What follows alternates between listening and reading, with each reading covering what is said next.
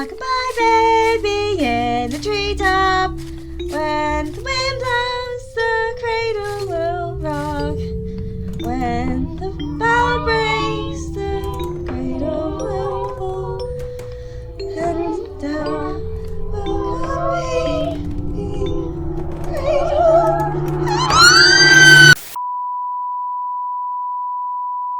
So I can already tell you that this review is going to be one massive spoiler, as we're covering a short game and one that I'm not particularly fond of, but to be fair, this game dropped in 2014. If you were going to play it for yourself, you would have done so by now. I actually remember picking the game up shortly after it released, but then it took me until 2016 to actually get around to playing the game so I could write a review for my former Go Nowhere Facebook page, not to be confused with my current Go Nowhere Facebook page. By the way, I'm on Facebook, you can follow me there. Obviously the support message that's coming will say all this, but I might as well slip it in early as well. I remember being dismissive of the game as a whole, though kind of intrigued by its premise, even if it was just another entry in the Kid Lost in a Monsterland genre of horror games kickstarted by Limbo back in 2010. However, it's safe to say Among the Sleep isn't an ounce as creative or interesting as Limbo, but don't take my word for it, listen to my words about it. If you enjoy these videos, then don't forget to like, leave a comment and subscribe for future videos. If you want to, you can support the channel further by going to patreon.com/RonicaReviews and pledging £1 a month, which will help me to keep building the channel and bringing you content, and it will also get you some nifty benefits. You'll get 24 hours early access to new reviews, a shout out at the end of videos, and you'll get to suggest new games for me to cover. But what if you want something more tangible back for your support? Then you want to head over to ronicareviews.teemo.com to get yourself some merch. We have several t-shirts for you to browse, a couple of tote bags, and even a jigsaw puzzle. Also, you can follow me on Facebook, Instagram and Twitter if you'd like. You'll find links to everything here in the description below. Now, on with the video. So what's the premise this time then? Playing as some school-age kid who needs to crawl through some spooky world, which probably is all just a metaphor. I mean, looking at the title, I'm guessing most of what happens is a dream. Yes to all of that except one detail. We're not a school-aged frog, we're a more recent case of baby. Specifically, we play as a 2-year-old who was apparently such a surprise to his parents that they never got around to naming the poor bastard. I shall henceforth be calling him Ketchup after the first thing I saw when I turned my eyes away from the desk to look for inspiration. Ketchup is sat in his sprog chair in the kitchen as his mother shoves cake down his ungrateful food hole, and she makes the wise choice to piss off and go and do something else. The subtext there is that Ronica dislikes children. After we hear our dear mumsy shouting, which makes the screen go all weird, she returns with a present for us, and after carrying us to our room, she once again pisses off when we discover what the present is. It's a teddy bear! Fun fact, teddy bears were named after US President Theodore Roosevelt. Yeah, thanks Internet Explorer.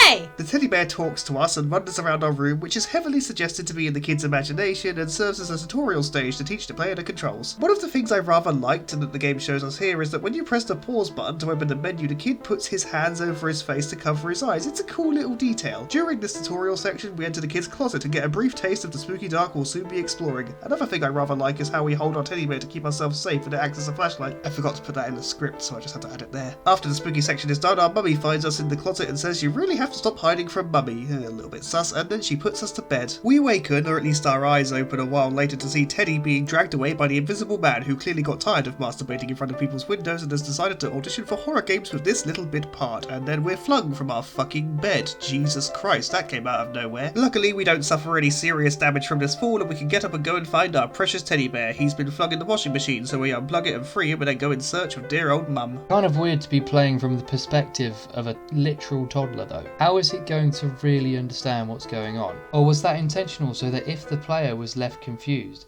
it could be thrown up like an everything-proof shield? Probably, yeah. I will say I found playing as a toddler to be a bit weird. Toddlers are morons. I don't mean that in a cruel way, we're all fucking stupid when we're that young. Now I don't remember this per se, but someone told me that when I was a toddler I managed to somehow wee up all the walls in the downstairs toilet. I got whiz everywhere except the one place that it would have been acceptable, and I'm sure you all did something equally stupid and annoying when you were fresh out of the fanny. So to have a protagonist who doesn't even know where the sun goes at night was certainly a choice. I won't say whether or not it was the right one. But most of the time the teddy bear spent talking in this game, I was just sat there wondering exactly how much this kid was absorbing. Now, someone has forgotten to suspend their disbelief for the video game. Now I suppose you're right, so where are we off to now that we've freed Teddy from the dreaded washing machine? I think the real horror story is that someone wasted all that power and water just to wash a teddy bear. I mean seriously, how uneconomical could you be?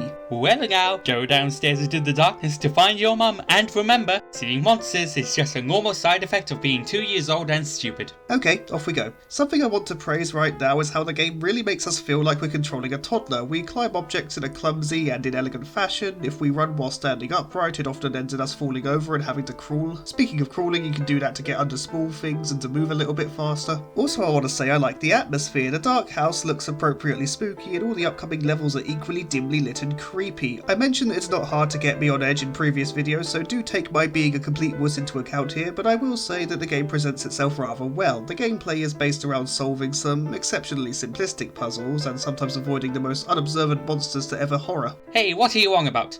My puzzles are meticulously crafted to challenge the player's ability to reason. One of them is literally finding 3 pieces of a half-completed jigsaw puzzle in linear order, and the pieces all have a distinctive shimmer so that you don't miss them. Hey, look at that, my writer.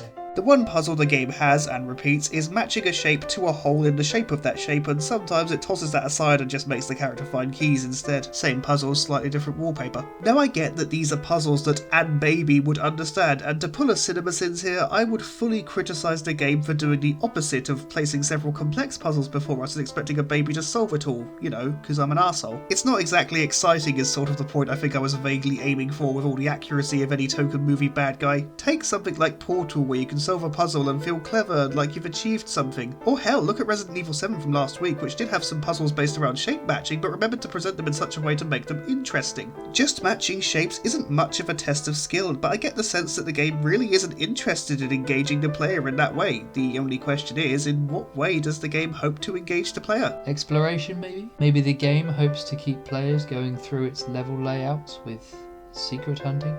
I don't think so. The levels aren't exactly what I'd call vast, and the only secrets are Ketchup's drawings, which kinda give away that there's a monster he is scared of. You know, if the inclusion of a monster didn't do that already. Maybe it hopes to keep you busy with the sneaking around monsters. Doubt it. These monsters have a shorter attention span than I do, and I need to take a drawing pad with me when I go to the cinema. On top of that, they make many of my nearsighted friends and family look like they have perfect vision, because the objects we hide under do nothing to conceal and yet always work. Oh, really?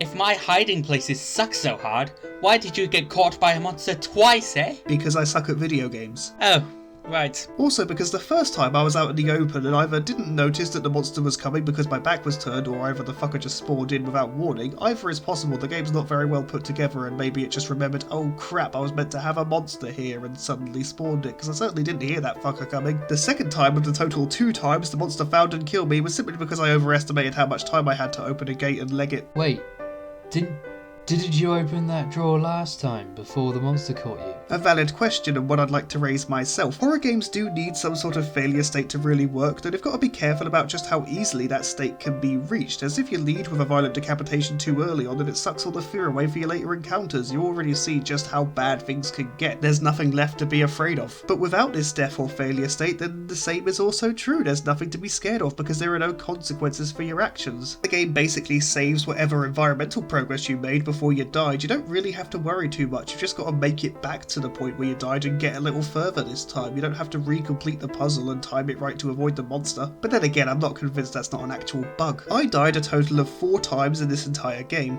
The first time I fell through a hole in a bridge and into a river, and then I popped right back where I was at a checkpoint 2 feet away. The second time was the first monster death, and the third was the second monster death, which all led to me being placed back by another nearby checkpoint without resetting the environment, as I said. And the final time I fell into the water again because I'm a moron. Do you want to guess what happened then? That's right, I teleported back to a nearby checkpoint. And when I say nearby checkpoint, I mean they're literal feet away from where you die. And the deaths themselves aren't creepy or disturbing enough to really put you on edge, so nothing about this works. It's a shame really, because the game does know how to provide a creepy and unnerving atmosphere for the most part, and it does have what I consider to be an interesting premise. However, it doesn't really do much with any of it. It's just another horror game where we sneak a little bit, solve some simple puzzles, and then get a shit ending.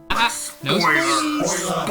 No spoilies! It's revealed that our mum was the monster all along, and apparently she has issues with alcohol, which turn her into a crazy violent lunatic. And then when all the dark spooky horror stuff is done, we go downstairs in the morning to see her with a bottle in hand and obviously pissed. Then we head over to an opening door and hear the voice of someone who I assume is our dad, and then the game ends. Look, I get that the game pretty much takes place in the nightmare of a child, and so the stakes are not exactly high from the outset, but I've got to believe that more can be done with this premise than this. How about having a day-night cycle sort of thing, where if we die in the nightmare, we wake up and it affects our character's mental fortitude until eventually our nightmares in real life are virtually indistinguishable, and then make sure it doesn't end in such a and then Ketchup lived happily ever after with his dad hole punch sort of way, which is another name chosen from a quick glance around the room. The game isn't exactly great, it's easy to get caught on the level geometry, and the game's visual style isn't anything special when you get right down to it. Sometimes the entire environment will just flicker out of existence if it's behind a door, and you can see it because the door is still open. It's not a closed door, it's nothing like that. The soundtrack is competent enough though, and it works with the darkness to create a tense atmosphere, but the voice acting is just sort of passable at best, and I wonder if the game would have done better without it. The final explanation that our mum is an alcoholic and is probably abusive as a result isn't exactly hard to predict. When I first saw the monster, I remember thinking, it's got sort of a feminine build to it. I bet it's our mum, and this is just how the kid sees her when the sun goes down. It doesn't take a lot to outsmart me, video games. It's a low bar that I've needed to keep excavating over and over again. Please, come on, stop taking such an obvious fucking route with your stories. What if